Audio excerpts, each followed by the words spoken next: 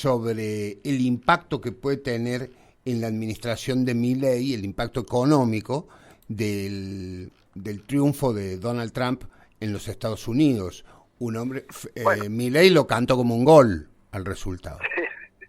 bueno, yo creo, bueno, en el muy corto plazo, hoy, mañana, vamos a ver que eso genere expectativas muy favorables y en mercados que son muy sensibles, seguramente vamos a ver modificaciones, reducciones del riesgo país. ¿Bajó el riesgo país? Bueno, yo creo que eso es explicable. ¿Por qué? Porque, bueno, obviamente el gobierno argentino en alguna medida apostaba por el triunfo del Partido Republicano. Esto va a significar, creo yo, que puede ser una ventaja, porque Argentina en algún momento tiene que resolver la situación de su frente externo y la resolución de ese problema, del problema de la recuperación de niveles de reserva que permitan dejar de lado las restricciones a la compra de moneda extranjera, etcétera, o a las importaciones. Esto creo que en algún momento Argentina lo va a tener que resolver y probablemente con el Fondo Monetario Internacional. En diciembre termina el programa de facilidades extendidas que se había acordado. Bueno, Argentina debería sentarse a ver si obtiene, digamos, algún apoyo adicional y regularizar bien la situación del sector externo. Eso sin lugar a dudas puede ser una ventaja a Trump en el sentido de que en el board del Fondo Monetario, en realidad Estados Unidos tiene un peso muy importante, ¿no es cierto? Digamos, en el Fondo Monetario se vota según la cantidad que se ha aportado, cuál es la cuota de cada país. Entonces allí me parece que puede ser útil el hecho de que Milei aparezca como tan alineado con los Estados Unidos y es más, con una relación de bastante empatía, diría yo, con el presidente electo, ¿no?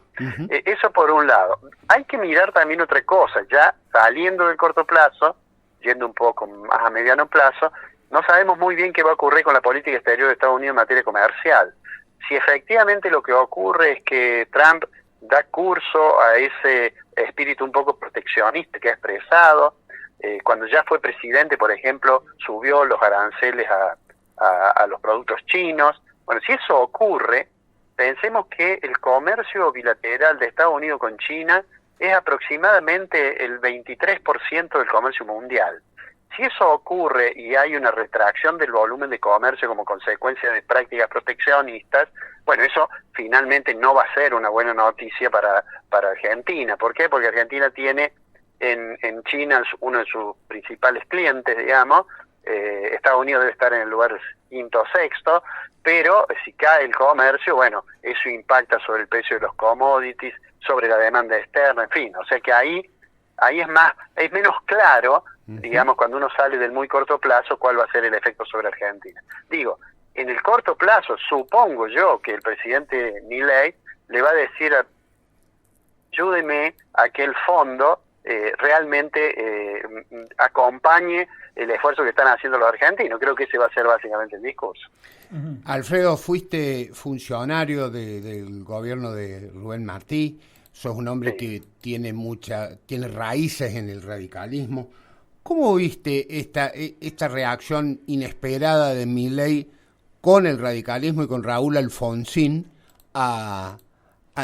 digamos, de manera sorpresiva durante el acto de la Mediterránea?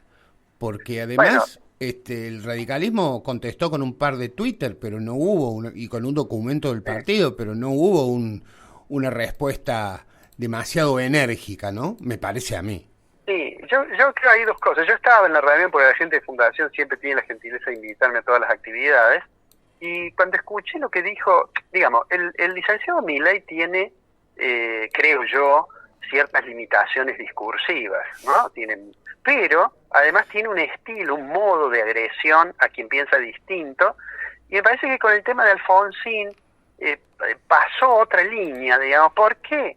Porque, bueno, él cree, el licenciado Milei ha dicho que va a ser el mejor presidente de la historia, él. Yo tengo alguna duda sobre eso, y creo que va a estar en un escalón más bajo que el presidente Alfonsín, a pesar de que Alfonsín le fue mal en términos de política económica hacia el final de su mandato.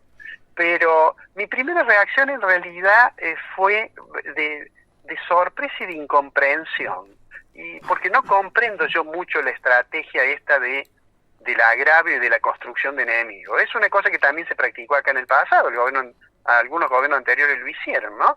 Pero creo que además es un error, pero está en la, digamos, eso me recuerda a aquella vieja cuestión de la rana y el escorpión.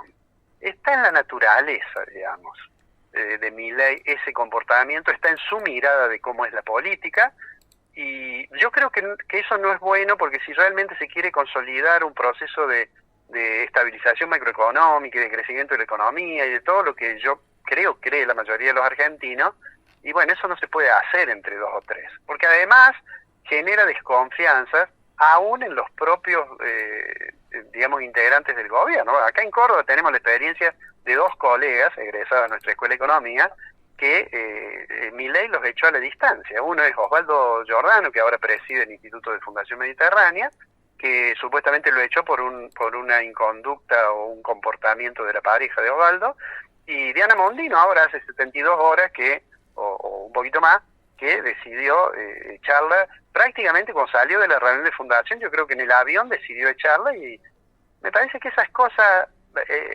generan, digamos, una situación de tensión y de confrontación en la sociedad que no es buena, realmente no es buena. Bien, Alfredo, va a haber, o digamos, es lo que muchos suponemos, pero la consulta es desde el punto de vista estrictamente económico, ¿va a haber un levantamiento del cepo en términos de lo que exige el mercado? Yo creo que en el corto plazo no, pero en eso yo creo que Caputo tiene razón, porque en el corto plazo, para suprimir todas las restricciones, que es algo que va a hacer falta, obviamente, ¿no es cierto? Porque si tenemos tantas restricciones a la compra de moneda extranjera, cuando la economía empieza a crecer, necesita dólares para las importaciones, porque Argentina importa una buena cantidad de las importaciones, son los insumos industriales con los cuales funcionan las fábricas. Entonces, digo, tiene que haber recuperado más el nivel de reservas internacionales.